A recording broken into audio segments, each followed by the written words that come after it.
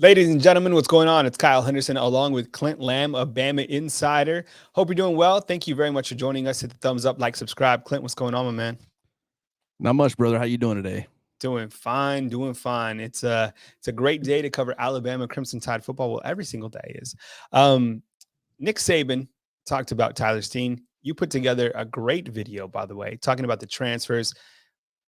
Before you give your assessment of this offensive line and talk Tyler Steen, let's play the clip from Saban and let's kind of dive into his comments regarding Tyler Steen, who transferred to Alabama from Vanderbilt. Do the things they need to do to get where we want to go. Start up here, Charlie. Just with Tyler Steen coming in, what have you seen from him so far, progress-wise, and how's he adjusted to life here? I think Tyler's got a lot of ability.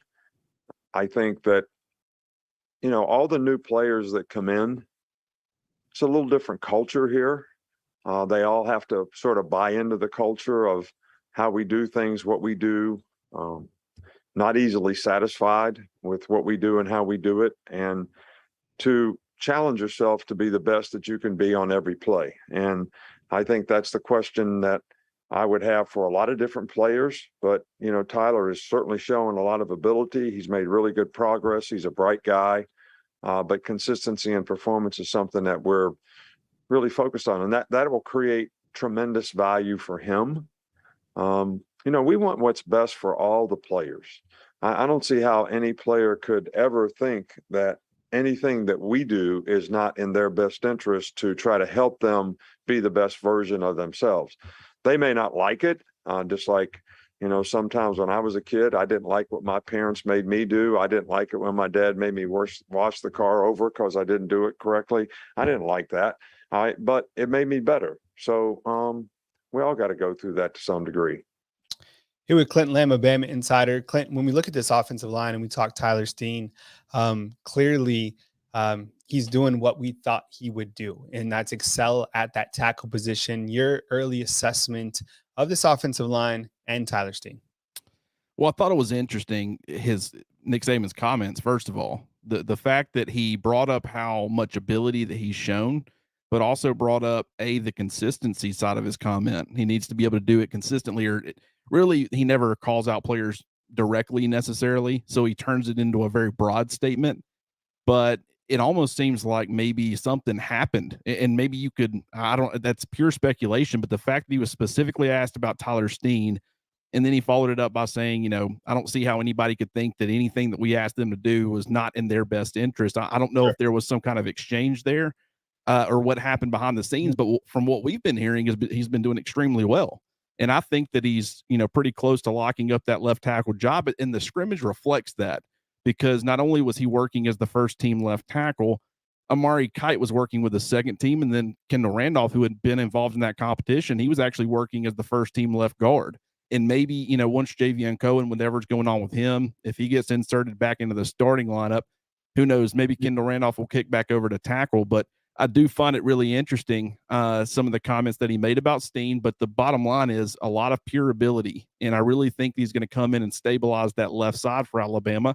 And with J.C. Latham coming in and really improving in year two, they've also stabilized the right side. So I think they got a really good, duo of bookend tackles, which is, they had Evan Neal last year on the left side, but as far as getting stability on both, it's not something that they can really say that they had. So that's certainly an improvement from last year.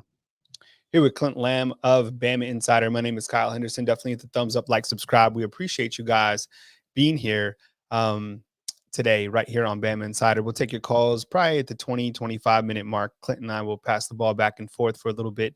We got some footage of Alabama today. They just sent this. Here's Jaheed Campbell right here. We'll kind of rewind this, Clint, and kind of go through it together, if you will. I put some commentary back on BamaInsider, as I usually do after they get the B-roll to us. Your thoughts about, I wouldn't ask you necessarily about Bryce, but this quarterback room. And am I wrong for thinking that this year Alabama certainly has a quality number 2, number 3 quarterback behind Bryce?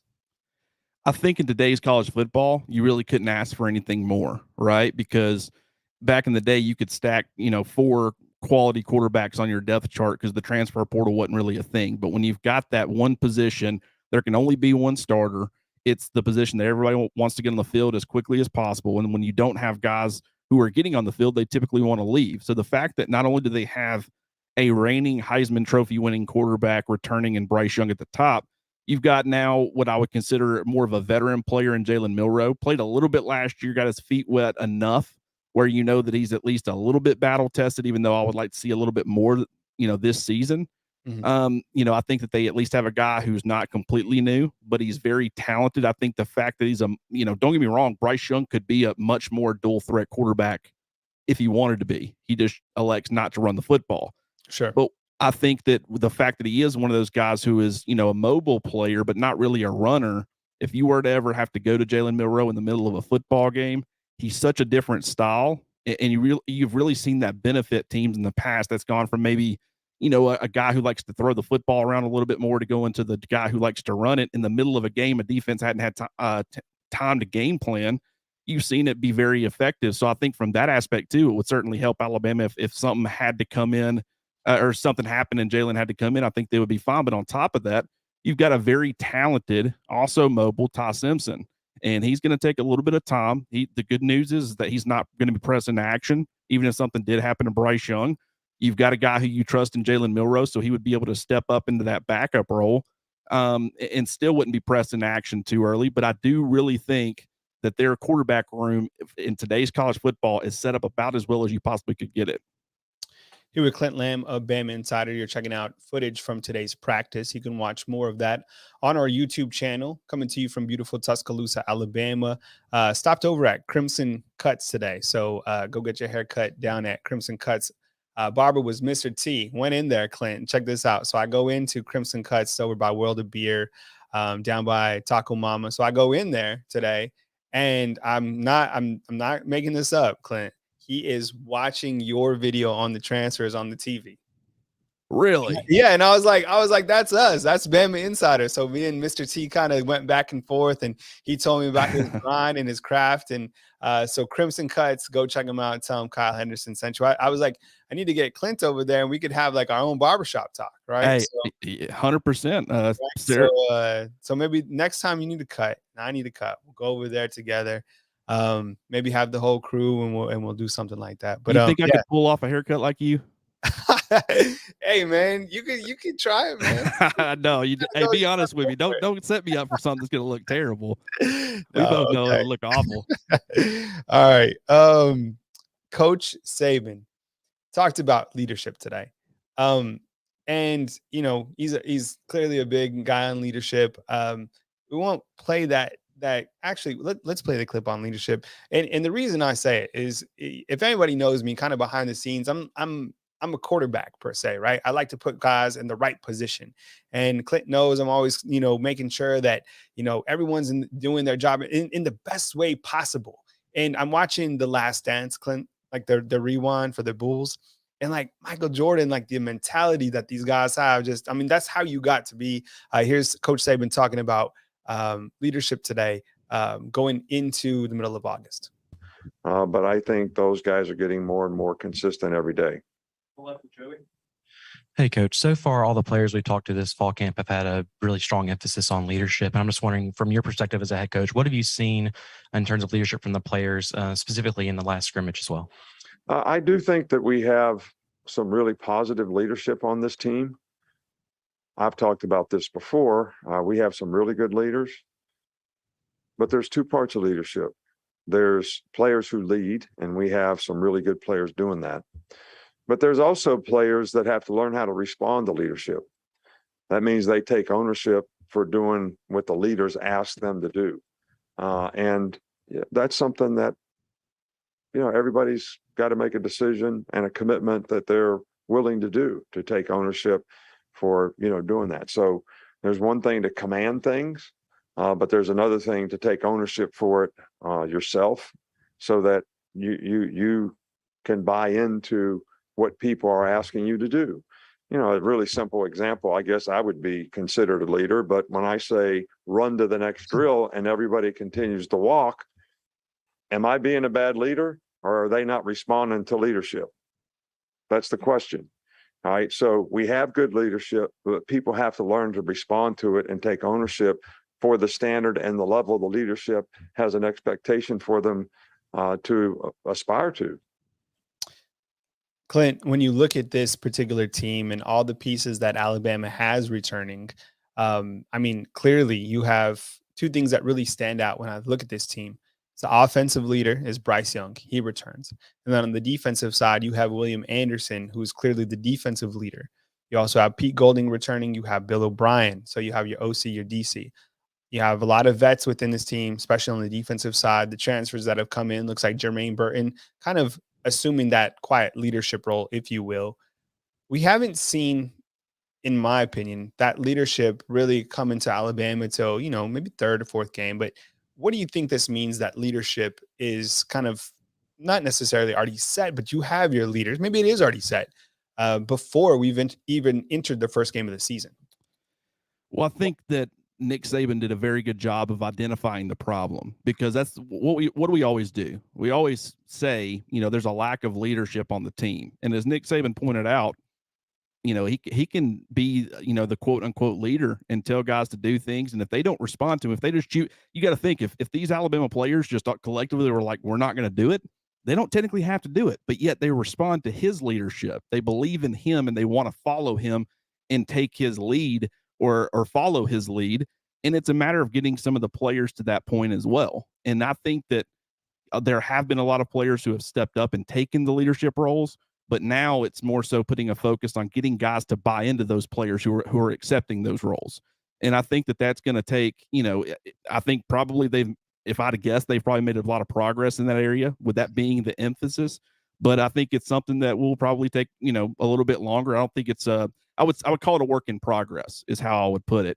But the leadership does seem to be in a really good place. It seems like Nick Saban is very, I wouldn't say he's content, but just hearing his answers, it's like he's almost trying to find some things wrong, because he is happy with where a lot of things are. And that, like I said, with a lot of this, you try to read between the lines, speculation, but I would say this year compared to last year, one good part about it is that there are so many players returning on this team who can look back to last year and say, we know what it will look like and what the result is if we don't do the things that Nick Saban's telling us, which is buying into the leadership.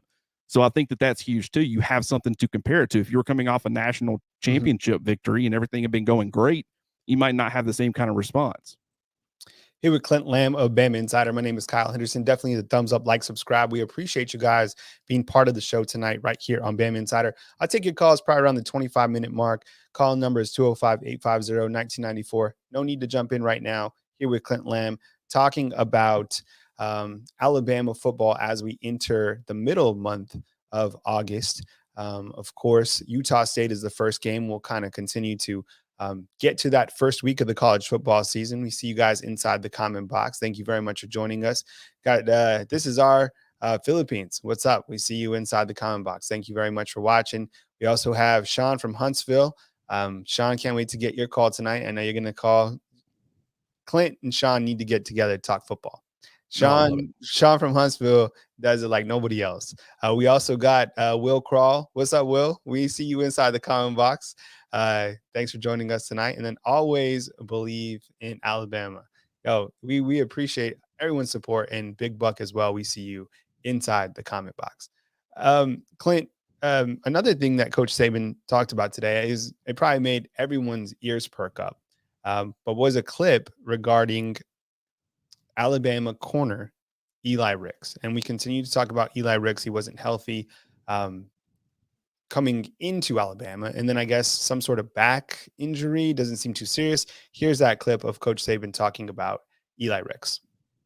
Come back here, Tony and Charlie.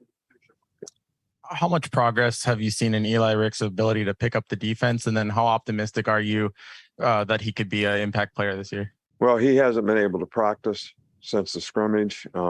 So he's got a little, back problem. That's not, I don't think it's anything that's going to keep him out for a long time. So, until he gets out there on the field and he continue to make progress, I can't really comment on that. I was not disappointed in the way he played in the scrimmage. I think there's a lot of competition at that position, and I can't tell you, who would be the starting corners at this point. That was Coach Saban on Eli Ricks. Your take there, Clint?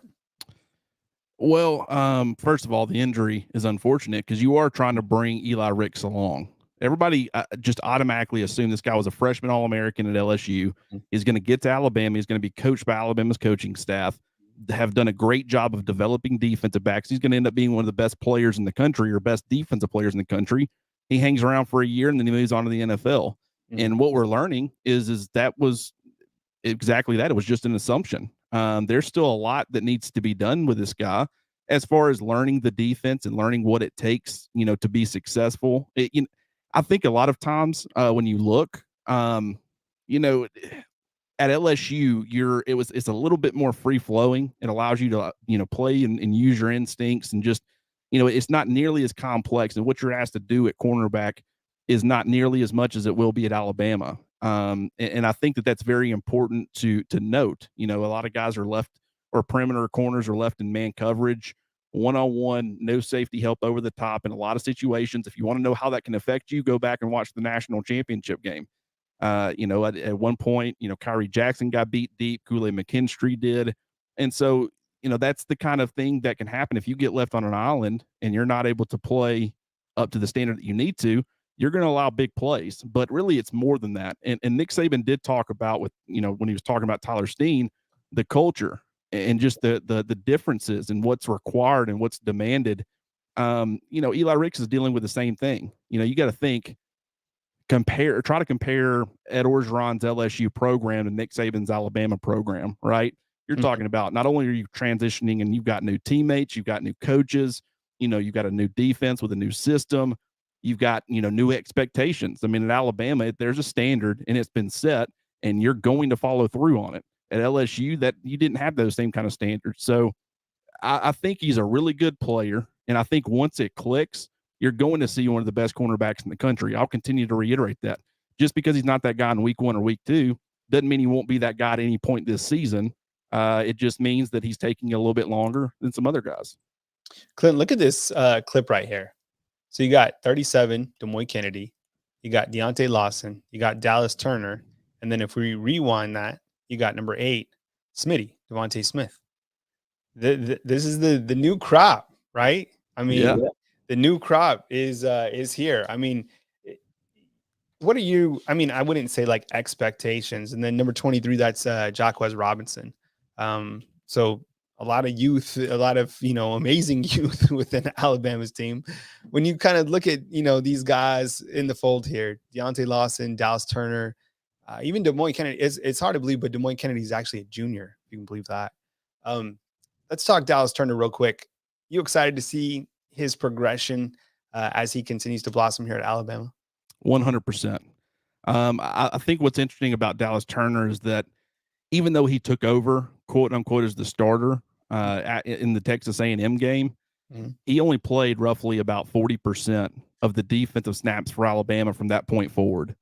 And, a lot of that I think had to do with the fact that he was a true freshman. But Alabama, when they do that, what I call the 3-3-5 defense, which is not like the actual alignment, it's the personnel, 3 defensive linemen, 3 linebackers, and 5 defensive backs. One of those linebackers being an edge guy. So you got 3 true defensive linemen in your 4-man front. You obviously would see Dallas Turner come off the field in those situations. I think a lot more this year, you'll see what I would call the 2-4-5 front. So you'll have 2 true defensive linemen. You'll have 4 linebackers with 2 edge guys and then 2 off-ball linebackers. And so Dallas Turner, I think, is going to get more opportunities. If I had to guess, I would say his snap share will probably be closer to 60 to 65% compared to, roughly about 40 last year. And what is he going to be able to do with an entire season of that on top of getting an extra 20 to 25% of the snaps on a week in, week out basis? I think that's going to allow him to break double-digit sacks. No, the sacks are the sexy number, but I think it's more pressure rate. It's quarterback hits, it's quarterback hurries.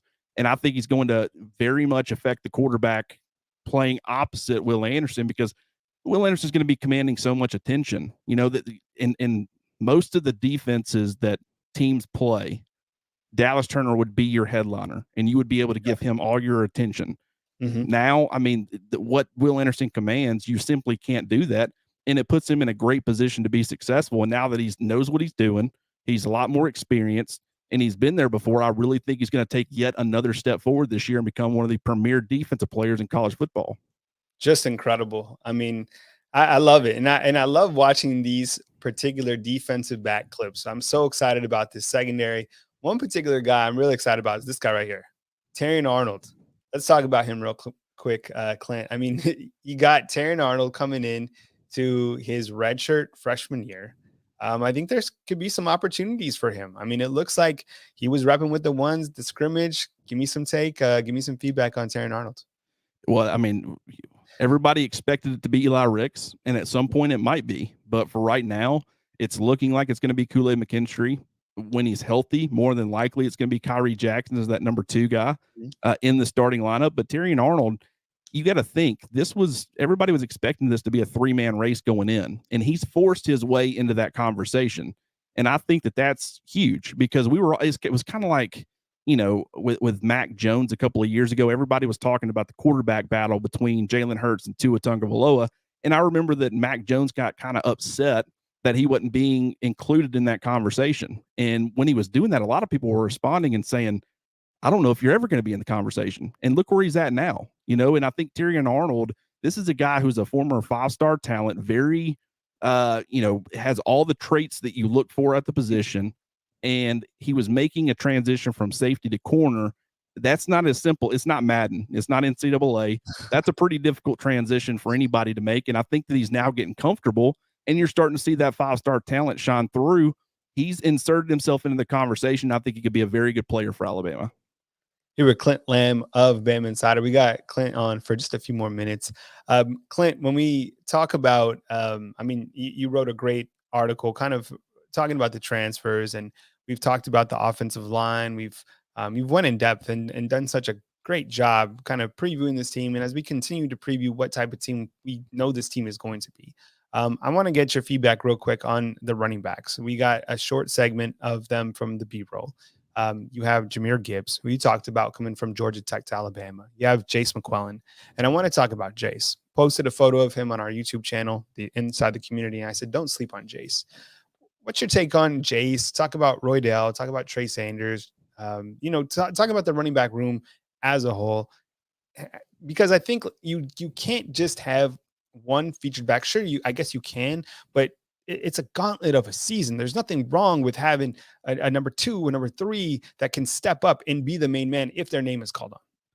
Well, I think with Jahmyr Gibbs being 5'11", 200 pounds, certainly doesn't shy away from contact for a guy that size, by the way. Very impressive in that sense, but you're not going to want to give that guy a bunch of bang between the tackles type carries over the course of 13, 14, 15 games. So I think that he's going to be the headliner, and we all talk about, him being the headliner. I think more of the focus needs to be, okay, Jahmyr Gibbs is at the top, number 1, sitting there at number 1. Who's number 2 though? Because you've got a lot of different candidates, right? I mean, you talk about Jace McClellan, you talk about Roydell Williams, Trey Sanders. I think a lot of people automatically assume based off of last year, prior to injuries hitting, it was Brian Robinson, but behind him, it was McClellan, it was Roydell, and then it was Sanders. And people assume that's the order this year now that everybody's healthy. That might not necessarily be the case. Roydell, he's added a lot of, muscle. You can clearly see he's bigger. I've always loved the way that he runs with pop. I don't think anybody in Alabama's current running back room, outside of maybe Jamarian Miller, if we were able to get to see him at some point, really runs with that kind of physical, style. And it's very Josh Jacobs-esque. They're similar in some ways. They're similar in build, similar in size. I think Josh Jacobs had a lot more suddenness coming out of the backfield as a receiver. But when you look at Roydell Williams, man, it's almost like when he breaks into the open field, he could easily just, run out of bounds, or he's looking for somebody. He wants to make somebody pay. I don't know what for, but he's on he's a headhunter, even though he plays the running back position. And you see a lot. You saw that from Josh Jacobs. You see that a lot with Roydell Williams, but Jace McClellan in particular, this was a guy, had he not gotten hurt last year, he was going to be a huge part of Alabama's offense. He was already a big part of it. And that was both as a runner and as a receiver. And now that you've got that, Jahmyr Gibbs element, I think a lot of people have kind of put, Jace McClellan, kind of putting him in like a backseat situation. Mhm. I think he's got plenty enough talent to make a name for himself and really add to that running back room. Whether it be, I'm not entirely sure he's going to be a guy who does run between the tackles, even though I think he's, kind of capable of that. Mhm. He's a true 3-down presence in your backfield when you've got him out there. And with Jahmyr Gibbs and the fact that he can line up as a receiver in the slot, and he can actually run routes. It's not just lining up out there. He can actually run some receiver routes for you. I think having that flexibility with him creates opportunities to get other running backs in the field. Here with Clint Lamb of BamaInsider. Clint, thank you very much for helping us jumpstart the show. Always great to have your analysis when you talk Alabama football. Fam, go follow Clint at Clint R. Lamb on Twitter. But of course, go read the coverage back at BamaInsider. Does a wonderful job. Great team writer, very, very thorough. Has everything that Nick Saban said from today's press conference. Clint, love working with you. Love the dog mentality. Great asset to On3. And continue the grind. As I always say, right, Clint, I always text everyone, tell yourself tonight, job's not finished. Job's not finished. Tomorrow. Job's not finished. All right, Clint. We'll catch you back on BamaInsider. Good work, buddy. Appreciate you, Kyle. Yeah. Clint Lamb of BamaInsider. Hey, fam, what's up? I appreciate you guys. We already got a call in the call queue. Take the calls now. 205-850-1994 is the call-in line number. I want to hear from you. I want to hear what you're thinking about so far as we're now in August 17th. I mean, we're close to the college football season. When you're looking at Alabama, clearly number one in the coaches and all the polls that are coming out, who else in the college football landscape are you kind of looking at that could potentially give these guys a run? I mean, Alabama has so much firepower on each side of the football, offense and defense. We're starting to see that offense build that continuity. Tristan, I see you in the comment box. You're 14 and then Ed's like, go to bed, and hey, look, I got a 13-year-old. I know they don't necessarily have bedtimes. So shout out to Caden if you are watching out there. That's my son. He has a football game tomorrow. And check it out. We're playing in McAdory. If you've been to McAdory, I haven't been there. I guess that's where Bo Jackson went. So check it out tomorrow. I'll keep you guys posted. But Thursday night, got a football game. Excited for just football in general. We will take our first call. We'll take it right now. Hey, good evening. You're on the line with Kyle Henderson. Who I'm on the line with and where are you calling in from? Hi, my name is Steven. I'm from up in Tennessee. Hey, what's up, Steven? How you doing, I was curious if we'd heard anything about – sorry. You're good. I was curious if we had heard anything about Jones Bell, the wide receiver. Mm-hmm. I know he was somebody I was excited to see a few years ago when he was recruited, but I haven't heard anything about him cracking the lineup at all. I was curious if you had heard anything about him. Yeah, thank you very much. I appreciate it, Steven. We have good following from Tennessee. I think when you look at the wide receiver position, I'm curious about Thao Jones Bell as well because he's a bigger wide receiver, and I'm kind of curious, what's been taking so long for him to get onto the field. You look at him, I know Trayshawn Holden got on the field a little bit, and I expect him to get on the field more. I don't know what it is. I mean, sometimes it's just players jump above players. I mean, and I think this year, if Thao Jones Bell doesn't get on the field, it'll be another year that we're kind of just questioning. And I think kind of the writing will be on the wall, so to speak, in terms of maybe it could be a talent thing, could be something else. I'm sure he understands the plays and the playbook by now. So I mean, in a lot of it, sometimes these guys are late bloomers. I think sometimes we get so caught up in the fact that if these guys aren't starting immediately or within their second or even third year, that something might be athletically wrong with them or they might not fit into the system. That's not necessarily true.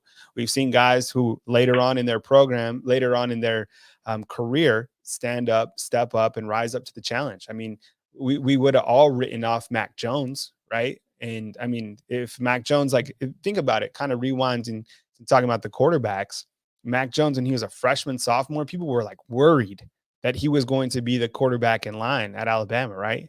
And you look at what he did when it was his time and he didn't, transfer out. He didn't hit the panic button. He just stayed in the film room, kept working. So look, I don't know the exact answer to your question other than he just hasn't got on the field.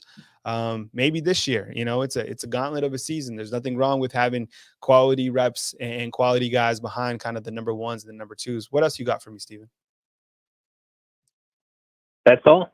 All right, Thank Steven, we appreciate you, man. Thank you very much for calling from Tennessee. Call line is open. 205-850-1994 is the call line. Kyle Henderson of Bama Insider. We appreciate you guys calling in.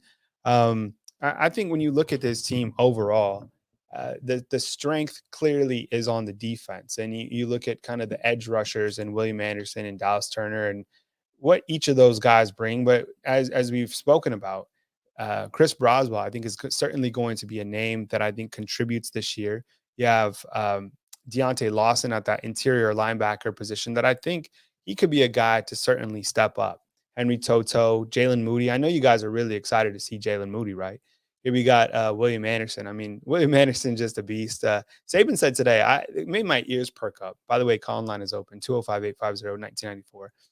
I had some positive praise about Jaheim Otis. We've been tracking Otis's progression, from last year to this year and all the weight that he's been able to shed and put himself in a much better spot to play athletically at this level. I think it's one of the better storylines of the college football season so far when you look to Alabama.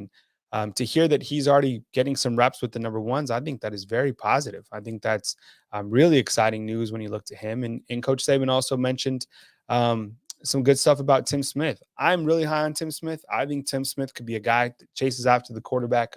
Otis clearly going to be one of the big bodies that kind of stuffs the run and whatnot. But that defense is, it's starting to come together. Some of these younger names are starting to contribute, but I think when the actual season starts, you're going to see Justin Abogbe, Byron Young, DJ Dale. A lot of those guys rotate. We've talked a lot about Coach Roach's defensive front. That they're going to be able to mix and match. Let me ask you a question. When you look to Alabama's schedule, Chris, if we can get graphic of Alabama's schedule up, I'd appreciate that. What stands out? It's clearly, I think Texas is probably on your mind because it's early in the season. They've dealt with some early season injuries. I know Texas A&M is also on your mind. But when we look to Alabama's schedule, is there a particular set of games that you're kind of looking at that stretch that could be somewhat difficult for the Crimson Tide? I think that front end, very favorable. I know the road to Austin, everyone's excited about that particular game. But, I mean, when you start off with games against Utah State, who I think is going to be much better than people anticipate. I think the spread came out. It's like 40 or something like that, Chris, something like that. But look, Utah State, I think they're going to come in and be better than people anticipate. And I think the next couple of games, you got, was it Louisiana Monroe? Here we go. Put the schedule on the screen. Sorry about that, Chris. Okay, there we go. We got some calls. You got Utah State, Texas, Louisiana Monroe, Vanderbilt. I mean, there's no excuses. Like, if you don't have continuity by the time you go to Arkansas on the road on October 1st, something went tremendously wrong, right?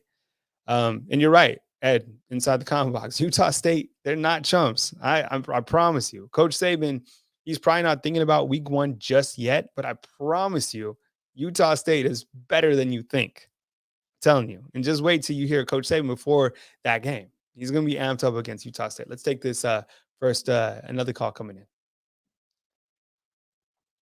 Hey, good evening. You're on the line with Kyle Henderson. Who am I on the line with and where are you calling in from? Hello? Yeah, you're on the line. How you doing tonight? Hey, I'm all right. How you doing tonight? Good, man. What was your name?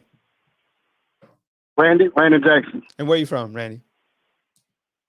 I'm coming out of Huntsville, but right now I'm driving I'm carrying my load down here to Savannah, Georgia right now. Okay, cool. What's on your mind, man? Take it away. Yeah, you were just talking about the schedule. I think that once when we come off the Vanderbilt game and we go through the gauntlet, from the Arkansas game all the way down to the bye week. Yeah. I think that that's going to be one of the most challenging parts of the schedule that we'll be going through. But I think the game that was really going to worry me is like the Ole Miss game. We usually don't play Ole Miss that late in the season, but you really don't know what team Lane Kiffin is going to be made by then. We came up with by the end of the season by that time. I know everybody's probably looking for the Texas A&M game to say, hey, October 8th, get ready for that game. The players are already going to have that stuff ready, ready for that game right there. I think it's the game that we're going to be playing against Ole Miss that late in the season. And then we got Auburn right there behind us. But I think we play Auburn, a couple of weeks later after that? Yeah, let's look down at that schedule. So, and I hear you. I mean, because you have, I think a very challenging game, Brandon, is going to be Arkansas, then Texas A&M, and then you're at Tennessee. And then, like you said, that's another sleepy stretch on the back end. I mean, going to Baton Rouge, I think everybody kind of just looks to Brian Kelly and they're like, because of his demeanor or whatever, they don't necessarily take him serious. I take the players serious, right? I mean, LSU's players, regardless, in Baton Rouge, like Coach Saban is going to have them dialed in. You have to be, right? We know this. Yeah. And then, like you pointed out, okay, Baton Rouge, and then you're going to Oxford. And Lane Kiffin, that's all he talks about is Nick Saban. I get it. There's a lot of people. Let me ask you inside the comment box real quick. You think that Lane Kiffin, what are his odds that he's the next coach at Alabama? Or at some point he's the coach at Alabama? I just want to hear from everybody. I want to hear from everybody in the comment box. Okay, so you go on the road to Ole Miss. Then you got Austin Peay coming in, the Governors. Love what the mascots, the Governors, love it. And then you have Auburn, right, back at home. So, I mean, that is that's a tough back end schedule. You're right, Brandon. Oh yeah, because that they got Zach Evans, and whenever they figure out the quarterback position, and you know how Lane Kiffin is, he can be really, really creative in his offense. And then that late in the season, especially if their running game is going, ain't no telling what Lane Kiffin may go in his bag and come out with. And he really wants to beat Nick Saban. Jimbo Fisher done got Saban, and Kirby Smart done got Saban. That Lane is like, hey, he's saying to himself, hey, it's my turn now to try to get him. I was up under him for a couple of years. I could try to get him in Oxford and try to beat him here, but I also can try to get him in Tuscaloosa the very next year. What else you got for us, Brandon? Brandon from Huntsville, who's on the road to Savannah, Georgia. I know you had said something about who else could give Alabama a talent. If we get a chance to see them, if we get a chance to see Ohio State down the road, I know everybody's probably saying, hey, Clemson or Georgia or anybody like that. I really want to see how we stack up against Ohio State. Mm-hmm. And I know that everybody's saying that, hey, Ohio State is going to be loaded at receiving, with DJ Stroud and Marvin Harris. Marvin Harris, Jr. son there. He really came on late in the Rose Bowl game. I really want to see how our pass rush would match up with them and how our DBs would match up against that elite receiving core that what they have. I know that's kind of like down the road, but it'll be something great. It'll be a good matchup to be able to see. I don't know if we may see them in the playoffs, or if we even get to the national championship game. I know that would be a great game to be able to sit down and watch. Yeah, I think you're right. I mean, when you look at that wide receiving unit, so you have Marvin Harrison Jr., Julian Fleming, who was a big-time recruit, and then Njigba, who I think, is probably pound for pound the best wide receiver in college football, right? I think Jermaine Burton's probably going to have something to say about that. But, I mean, the production last year from Njigba was amazing. You pair that with a returning quarterback, CJ Stroud. I'm telling you, look, if you're out there and you like to bet on Heisman Trophy favorites and you like to look at odds, Trayvon Henderson. Look, I know we have Will Anderson. You got Bryce Young over here at Alabama, but we're talking just betting. Trayvon Henderson isn't a bad pick at all. I mean, that kid is ferocious. So you're right. I think when you look to Ohio State on their offensive side, certainly going to be very dangerous. And on the defensive side, remember JT Tuilamola?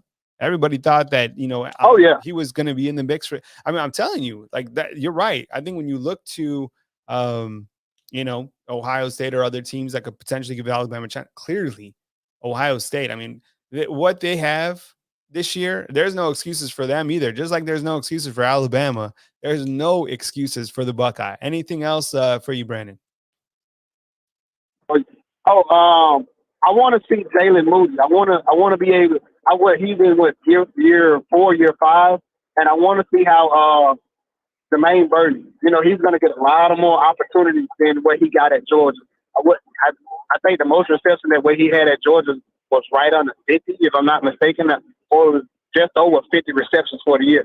I really want to see how Jermaine Burton is going to, is he going to is he going to emerge as the number one receiver with all the targets and everything that way he's going to be getting? Because I think they're saying Tyler, he was having trouble with the picking up the playbooks, and whenever Tyler is able to pick up the playbook so he can be able to blow the top off most defense, I think Jermaine Burton, he'll be able to work all the underneath within the within the line of scrimmage of 10 yards. I really want to see how Jermaine Burton really is going to come along, since he's going to be getting a lot more opportunities when he was getting that Georgia.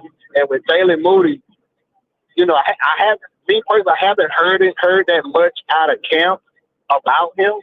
And, since he done stepped into that starting role, I really want to see, have he been in the film room all the years that who he's been behind? Is it really going to pay off now for him? Or, will he may struggle or will he may not struggle just to start out the season where we may have to rotate linebackers in and out? I really want to see how he's going to come along and play right now. Well, I appreciate it, Brandon. Thank you very much for joining us. Call in anytime, man. Be safe on the road. All right, appreciate it, man. All right. That was Brandon on the road from Huntsville to Savannah. Good points. I mean, I think when you look at Jalen Moody in that inside linebacker position, certainly we have that circled, and everybody's asking about Jalen Moody, and they want to see the progress of that inside linebacker spot at the University of Alabama. Clearly, the edge is taken care of, but the interior inside linebacker play has to be productive. I mean, along with Henry Toto, I think people have, some people, there's people that have their reservations about Toto as well. But Jalen Moody is certainly someone that we are tracking, and it seems to me we're seeing a little bit more of Deontay Lawson as well. So continue to track that as well. We'll get to our next caller in just a second. Hang on in there. In terms of Jermaine Burton and Tyler Harrell, I think Burton's simply the guy. I don't know if it's Harrell having, an issue with the playbook, whatever. We don't know that. I think that's probably, speculation out there. But until we hear that from the big man himself, Coach Saban, who said he's loving it after, the press conference, which was hilarious. We'll just have to see. We'll take our next call. It's a 334. We'll start it now. Hey, good evening. You're on the line with Kyle Henderson. Who am I on the line with, and where are you calling in from?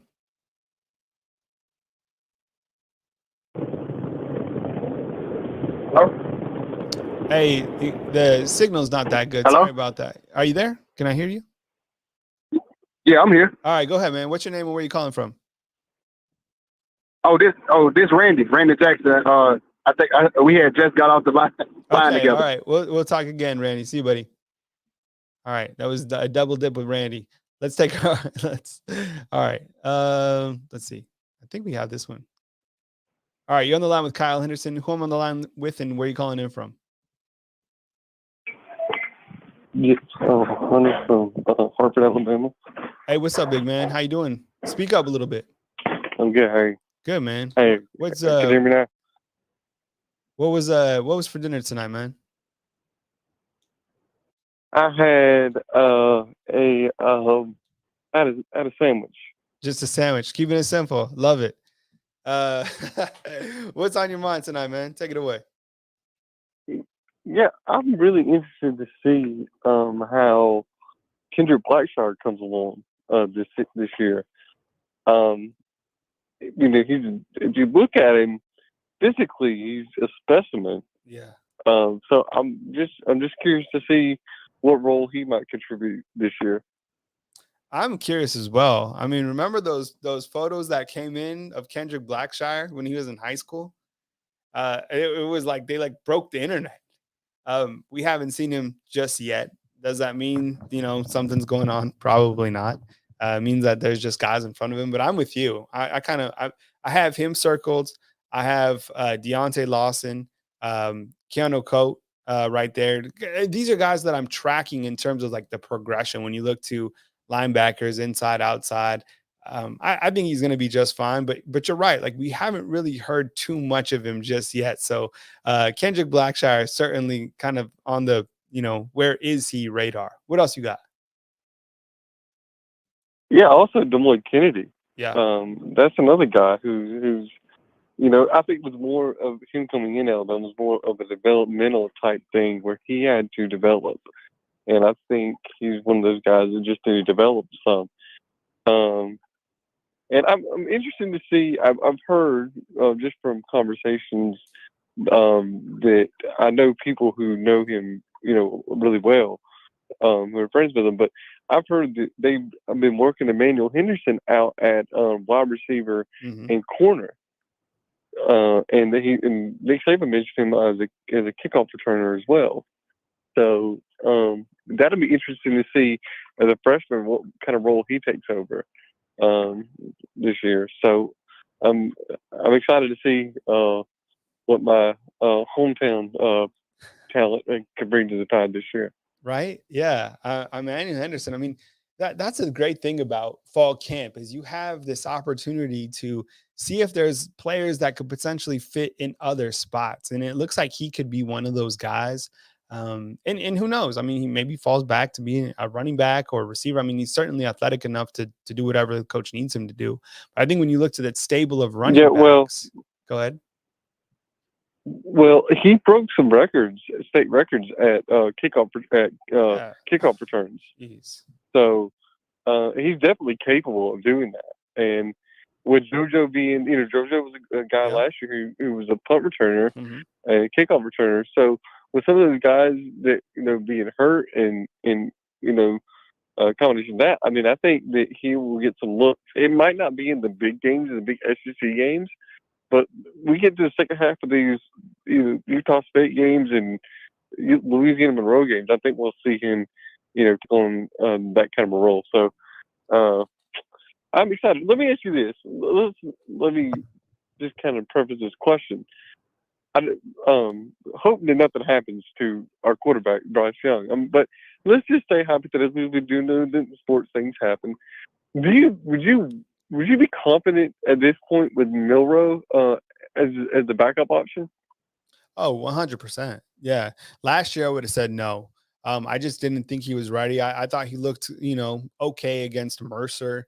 But I don't think that any of the quarterbacks are necessarily ready to step up if something in an emergency situation, to be honest. This year, yeah, absolutely. And like you're saying, you're like, you never want, anything. You don't want to talk about, the best player in college football on offense for anything to happen to him. But, you got to look at the depth behind him, every single position. So, yeah, I mean, absolutely. I think this year they certainly have a quality quarterback. I think I'm very confident in Jalen Milroe. He's continues to receive a lot of high praise from the coaches.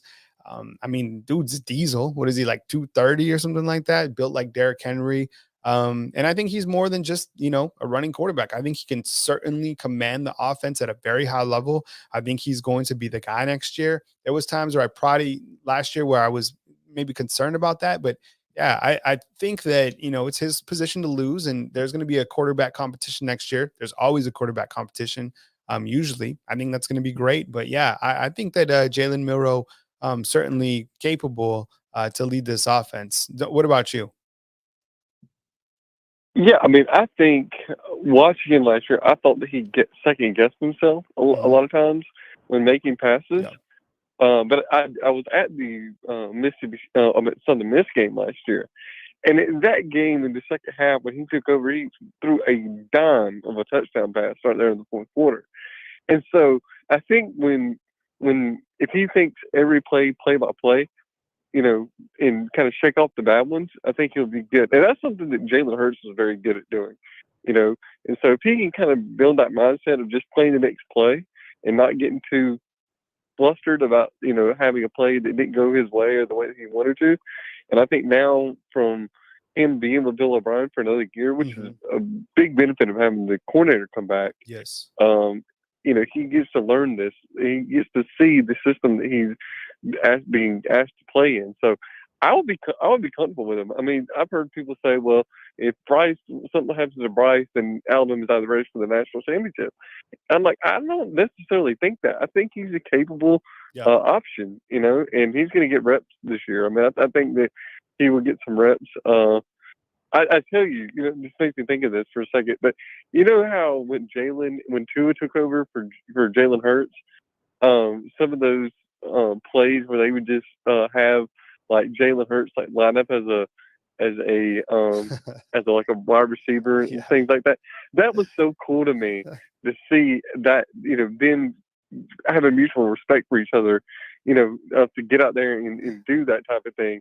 And so I think that's the kind of camaraderie that you guys build with each other, being in the quarterback room. So I'm confident in him. I think that Alabama fans should be confident in him. If nothing else, as a starting quarterback for next year. But thank you for taking my call, and I'll call in again. All right, man. Appreciate you. All right.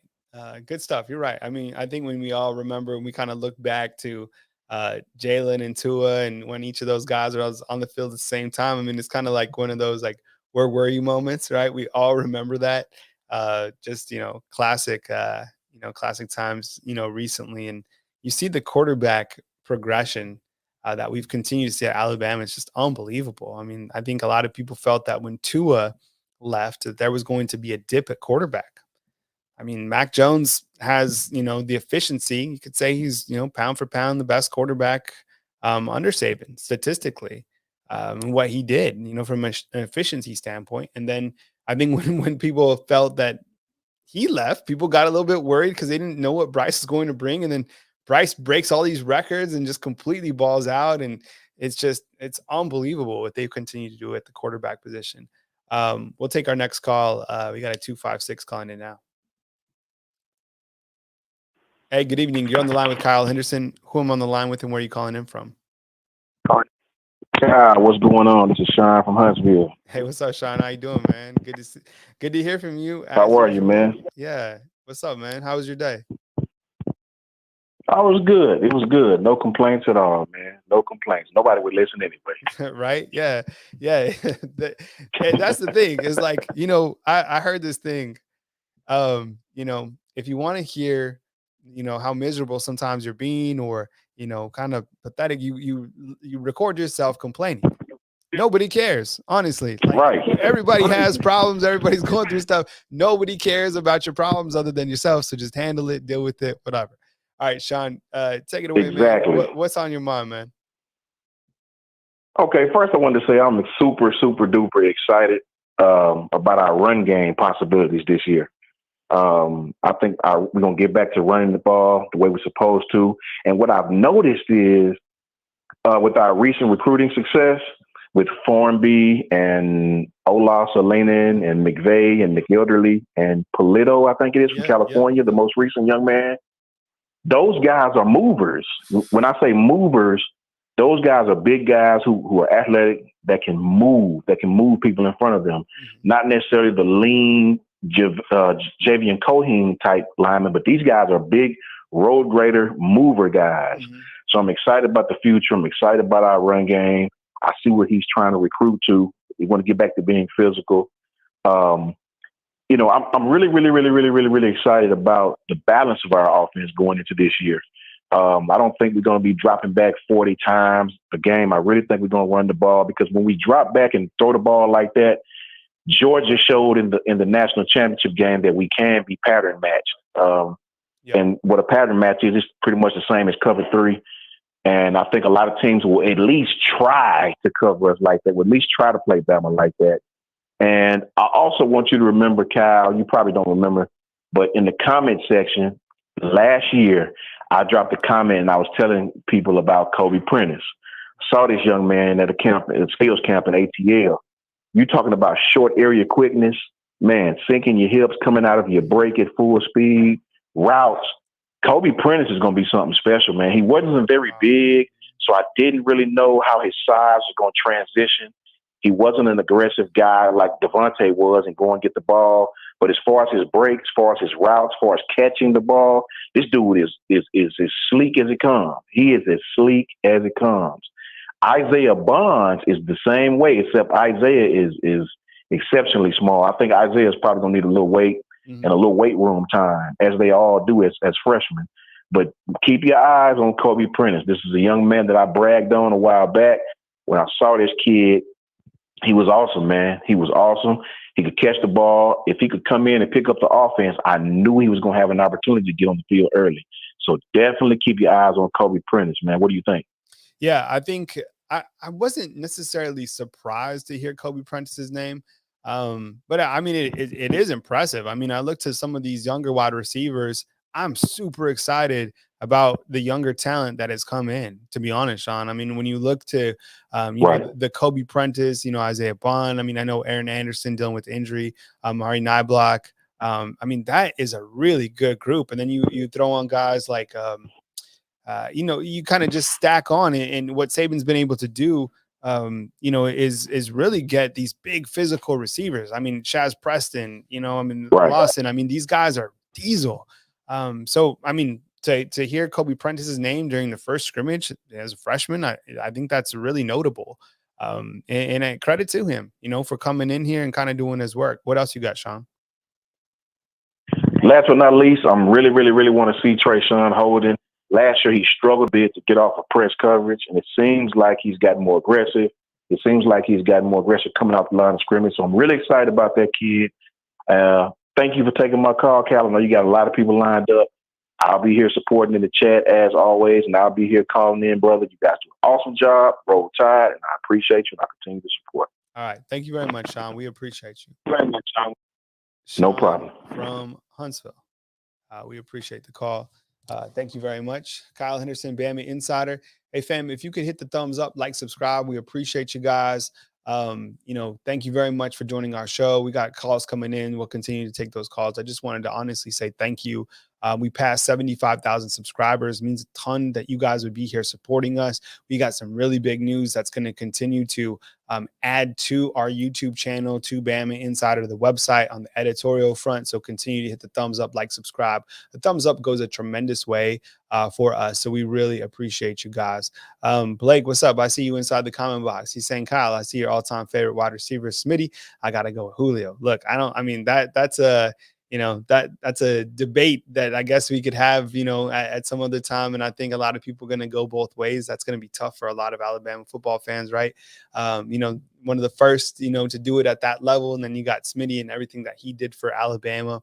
Just incredible. I mean, I love just the competition and that dog mentality and what those guys bring from a work ethic standpoint. And I don't even translate it just to football. I think I translate it to life, because you really have to come with it in every single thing that you do to be successful, right? Whether you're a teacher, some sort of administrator, whatever line of work you're in, you have to have that mentality to be the best that you can be. And these guys do it on the football field. Then you see them on Sunday. But the way that Devontae Smith was able to just kind of be that guy, I mean, that's why he's one of my favorite guys, just from the work ethic standpoint. And coming out of a small town, Louisiana, 160 pounds, people doubted him, didn't make the SEC all team. And then, a couple years later, he's, the Heisman in the velvet suit. I mean, that was cold, right? Not the coldest, but it was cold. We'll take our next caller right now. It is a 334. Hey, good evening. You're on the line with Kyle Henderson. Who I'm on the line with, and where are you calling in from? Hello? Is it the coldest? Hello? Hello? I didn't see it. All right. Call line is open. 205-850-1994. Gabe with the super chat, $5. We appreciate you, man. Big fan of yours. Thank you very much, Gabe. I really appreciate it. Super chat goes a long way. So does a thumbs up. Bryce, too nice. Hey, I wanted to show you guys something real quick. Chris, I'm going to have you point up a link. I think we have it somewhere. All right, I'll go ahead and show you guys. I'll find it real quick. Basically, I think it's called Breaking Tea. They have some really cool apparel that just came out, and I think you guys are going to really like it. So let me bring up that. And there's an affiliate link, so make sure and hit this link when you guys are checking out.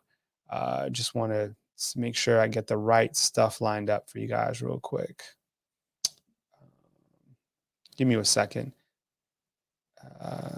This is Texas. Sports, college football. Let's see if I can find it. Oh, Alabama Crimson Tide. So it's Breaking Tea, okay? And I will drop the link inside the comment box. Let me see if I can find it real quick. And then I got some other calls that I got to get to. But I told Breaking Tea that I would share their stuff real quick. Okay, so Breaking Tea, the affiliate link when you sign up is Breaking Tea /on3. I'm going to put that inside the comment box right here. And I'm going to show you guys the gear that they have. I'm going to go full screen on you guys. So breakingt.com/on3. Check out this. I think I'm going to actually get one of these hoodies. So they got Camlin 2 up here at the top left. Again, breakingt.com/on3. That's the promo code. But so they got Latu, they got Burton, and this is officially licensed apparel. But one area that I really, really like, let's try to find it. It was a hoodie. Oh, that one's sold out, of course. Mechie, Shackelford. Let's see if I could find it. It was a Bryce Young hoodie. Oh, that's tight right there. Christian Harris sold out. Oh, I like that one with Saban and Landon. Man, where is it? It was a Bryce Young hoodie. Man, I can't find it. If I had more time, I try to find it for you guys. But Breaking T /on3. That's the affiliate code if you go check it out. So I guess they don't have a search option, but whatever. Go check it out. Tell them, Bam Insider sent you, whatever. But Breaking T is the place to be. So we got another call coming in, and we'll take it. 256. Hey, what's good? You on the line with Kyle Henderson? Who I'm on the line with, and where you calling in from? Hey, Kyle. My name's Trent. I'm from Pratville, Alabama. How you doing tonight? Hey, doing great. What was for dinner tonight? What was on tap? I had cube steak and a sweet potato. Oh man, you're making me jealous. Right, I'm trying to look to the end of the show so I can get to some food as well. What's on your mind? Thanks for calling in tonight.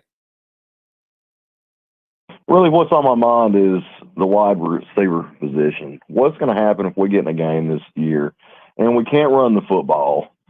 Who's going to be that vertical threat like we had last year with Jameson Williams, and the year before that with Devontae Smith and Jalen Waddle, the year before that with Jerry Jeudy? List goes on. Can Burton, Brooks, or Holden stretch the field like that, or will we need Tyler Harrell or Christian Leary that can really go vertical? Because that's what really concerns me, because I go back, I watch all the games from last year, and, especially, against Georgia. Holden and Brooks had a hard time getting off press coverage and getting open. I mean, who do you see really being that deep threat this year at the receiver position, Kyle? Well, I mean, Alabama just put up some footage today of Jermaine Burton mossing somebody. Does he have that speed to burn? That's the question I think we all are kind of anticipating. I've heard that Burton is faster than people anticipate Burton to be. Now, the thing about John Mechie was he wasn't that fast. I think he was side to side fast, but I think Burton's faster than Mechie, if that means anything. We'll kind of have to see how he does in open space. I don't think, Jameson Williams, I think in terms of what he brought, the speed, I mean, man, is Alabama going to have someone like him? Is that going to be Tyler Harrell? Is Tyler Harrell going to be that guy eventually? I don't know. But that would probably be the guy to kind of break it off the top, or Christian Leary. I think Christian Leary has that world-class speed. But I get what you're saying. I mean, when you look to this wide receiving unit, I mean, your standards are so high. How could they not be, right? I mean, what is it? 5 first-round draft picks, right? And then you throw in Mechie, that's 6 receivers that we're accustomed to being the best. And as a UA Anonymous says inside the comment box, Harold ran a 4.2 at Louisville Pro Day. Is that going to translate? Are we going to see that? Is he going to be the guy to blow off the top of the defense? I guess that's yet to be determined. And I think Alabama's trying to figure that out as well, but he would certainly be the guy. But I don't think there's necessarily going to be a drop off. I think that Burton, they continue to showcase the things that Burton is able to do. I've been hearing really good things about Burton. I love the interview, loved his honesty. I think reading between the lines, he came to Alabama because he wanted to play with Bryce. How could you not? How could you blame him for that, right? If we're thinking about all our future, who we're going to play don't blame him. Right? Like, exactly. I mean, I think we all have to do what's best for ourselves, and that's to play with, another quarterback who's going to be playing on Sundays. It's Bryce Young. So when you look to Jermaine Burton, is he going to be that guy that breaks the defense over the top? Probably not. But I think that Bryce and Jermaine are certainly going to have a great continuity. On with Trent from Pratville. What else is on your mind, Trent? So that's about it for tonight. One more question. How is Eli Ricks? Do you think Eli Ricks will start, or do you think it's going to be Kool-Aid or Kyrie Jackson or Terrion Arnold? That's a good question. I think that's probably one of the, other storylines that we're tracking. Coach Saban said today, I don't know if you missed his press conference, but he said that he had some sort of back issue. He didn't necessarily say like full-blown injury, but maybe his back sore. I don't know what the case is. He came in injured, and I guess he might have been a little bit banged up during the scrimmage. So the way I look at starters is, why does it have to, and this is something I actually learned from Coach Saban. And then I started thinking about it. I was like, okay, out of Alabama, is there just 11 starters, just 11 guys that are good enough to start? Not really. I think at Alabama, you could have 15 starters, and then they rotate them out within packages. So, you want to see who literally walks onto the field and who's listed as a starter. But as long as you have quality guys at the 1 and 2, that's what makes Alabama, Alabama, is they're just not 11 guys on offense and 11 guys on defense, right? They can go, they're so deep. They're like 17 deep, 18 deep on each side of the football. So why I think the common fan and us, we were like, who's the starter? What's the depth chart? It really doesn't matter. It's about the depth of the team, and it's about the guys who can stay focused behind the starters, the starters, and rise up when their name is called. And I think that's what separates Alabama and some of these other premier programs. It's just not 11. It's the guys behind them that can also be starters when their name is called, because it might not be the same starter every single game, if that makes sense. Yes, it totally makes sense. Well, I appreciate your time, Kyle. All right, man. Let's take it easy, Trent. Call in anytime, man. Okay, thank you. All right, that was our good friend Trent. What do you say, Chris? He had a steak and a baked potato? Man, he's living large. Yeah, Trent out in Pratville, eating like a king. Kyle Henderson, BamaInsider. We appreciate you guys joining us. Got a call that we'll take in just a second. I think, it's worth talking about Eli Ricks. Is he going to be that guy? Is he going to step up and start? Ed's in the comment box talking about Jerry Rice considered slow, but then again, greatest wide receiver of all time, right? It's because that hard work, dedication. Okay, let's take our next call. We have a 251. Good evening. You're on the line with Kyle Henderson. Who are we on the line with, and where are you calling in from? Yes, Kyle, this is Jarvis calling in from Texas. Jarvis, what's up, man? I see you. I appreciate you calling in. Yeah, I just wanted to first of all to say congratulations to the move to On 3. You and Andrew Bone, I mean, the whole team. I just keep seeing y'all doing bigger and better things, and I see big things in y'all's future. Jarvis, I have to ask you, man, what's for dinner out in Texas, man? Tonight I'm eating some pork chops, some mashed potatoes, some green beans. Hey, you guys eat like kings out here. I love it, man. We had Trent and Pratville's eating steak and potatoes. You got pork chops in Texas. Man, I need to be living like you guys. Shoot. All right, Jarvis, it's your show, man. Take it away. All right, I really just wanted to just stop and take a second and just bask in what Nick Saban has done. Like, I compare Nick Saban to a fine wine because he just keeps getting better with time.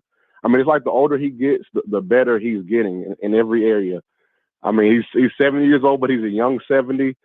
And number one entering the season, number one recruiting class 2023, top 5 2024. I mean, I just want people to just realize what we're witnessing, because we're never going to see this type of run ever again. Oh, absolutely. I mean, I think, what he's been able to do is just remarkable. And I continue to just kind of watch in awe. And I think kind of the first time that I was around Coach Saban and kind of everything that he emulates, and I didn't really understand it until, I was immersed in it. And I kind of got like Sabanized in a sense and started understanding kind of the process. And you know what he said the other day, which I thought was really interesting. He said that, a lot of people are asking for blessings. This is something away from football. A lot of people asking for blessings, but a lot of people aren't trying to be a blessing in someone else's life. And like that type of mentorship resonates, right? Because I think when we look to mentorship and what we're trying to do, if you've been in the coaching industry, I used to coach high school football players in New Mexico, and it was really rewarding. It was a really rewarding time in my life. So those type of things. And, you know, and the other thing is when Coach Saban started talking about the process, he loves the process. You got to love what you do. And I think you have to be into it. And I think when you find what you're into and you find that type of process, then you can be the best version of yourself. It's hard for a lot of us to find that, but I think he's clearly loves coaching.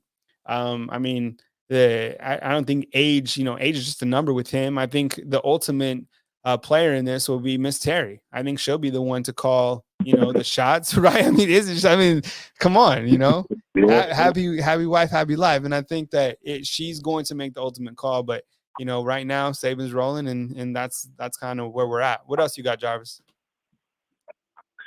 Yeah, I just piggybacking off of that, like it's Saban's time. Even I thought the Jimbo Fisher fiasco was going to kind of ding him in recruiting a little bit with the comments, but he's even mastered the NIL era. Like Saban has officially mastered NIL. Jimbo Fisher last year, best pass ever. Where are they now, and where are we? Yeah. Yeah, and I think you look to NIL and kind of how it's transforming, and you look to high tide traditions and what Alabama's doing in that aspect and getting that going. And I think that's going to be, very well put together. And I can't wait to see, kind of where Alabama continues to grow from that standpoint. And the thing about Saban too, what has been really amazing is to see how he's continued to transform not only from an offensive style, because he was just all defense, and then he kind of like let the keys go, and now Alabama's offense kind of like a Bugatti, right? It was like a 3 yards in a cloud of dust, maybe like 6-7 years ago. But now as we get to the transfer portal, NIL, Coach Saban has always stayed on top of everything. He's still at the forefront of all of this. From the org chart, he has, he has it going on, and his organization still rolling. What else, Jarvis? All right, I think I got like 3 more points, and I'll let you go. My first point is going back to the offensive line you referred to as the brick wall that we're bringing in next year. The one thing I like about it that I can already see is I think they'll all bring that edge. I think they'll play nasty. Mm-hmm. I think that's one thing our offensive line that they're missing is just that just nasty, just physical. We turned more finesse recently, so it's good to see a group of guys come in that I think will bring that attitude back, especially with Eric Wolford. So I'm just excited about things to come. Saban has us super stocked at every position. I think this is maybe his deepest team ever. And my last point is Jermaine Burton. I think it's funny how fast he left Georgia after that championship game and came to us. The speed, I was kind of shocked at how fast he committed to us after the game. I'm glad to have him. And he's going to have the reverse Jameson Williams career. We played against Jameson Williams at Ohio State. He lost. He comes up next year. He loses with us. Jermaine Burton plays against us, wins the championship, comes to us. I think he'll win more with us. I appreciate you taking my call, Kyle, and I'll continue to support. All right, man. Take it easy, Jarvis. All right, Jarvis. Thank you. Jarvis, get back to your pork chops, man. Man, you guys are living large back there. Hey, fam, I appreciate you guys joining us on the show. Derek, what's up, man? It's been a long time since I've seen you. I appreciate the love on the jacket. I have one like this, and I have one that is gray as well. I'll bust that out as well. I felt like dressing up a little bit. I got a cut today from Crimson Cut, Mr. T hooking me up. Go to Crimson Cut. Tell him Kyle Henderson sent you. We appreciate you guys. I hope you guys had a good time on the show tonight. I appreciate you guys calling in. Shawn from Huntsville, Jarvis from Texas, Trent from Pratville, all you guys eating like kings out there. My name is Kyle Henderson of BamaInsider. We appreciate you guys being here on the show. Jonathan is being like, bring back the suit. Yeah, we're going OG on this. So, hey, we appreciate you guys being a subscriber of BamaInsider. Definitely hit the thumbs up, like, subscribe, all the content. I hope you guys are appreciating the work. Remember the editorial side back on 3. The staff does a great job. Andrew Bone certainly crushing it. Clint Lamb, Joseph Hastings. We're going to have some great stuff coming up for you this weekend. Joseph Hastings is going to Miami. He's going to have 6 prospects 5 that are committed to Alabama, along with Peter Woods. We're going to have footage of those guys. We'll bring those to the YouTube channel. We got a ton of stuff. Jarvis, of course, I'm always going to take your call, man. Anytime that you hit us up. Always believe in Alabama. Thank you for dominating the call the comment box, and hope you guys have a strong Thursday. Tons of coverage coming your way. Saturday, Coach Saban at it again. I believe we have player interviews tomorrow at 1:00. We'll bring those to you right here on BamaInsider.com. From beautiful Tuscaloosa, Alabama, Kyle Henderson of BamaInsider.com. Good night, fam.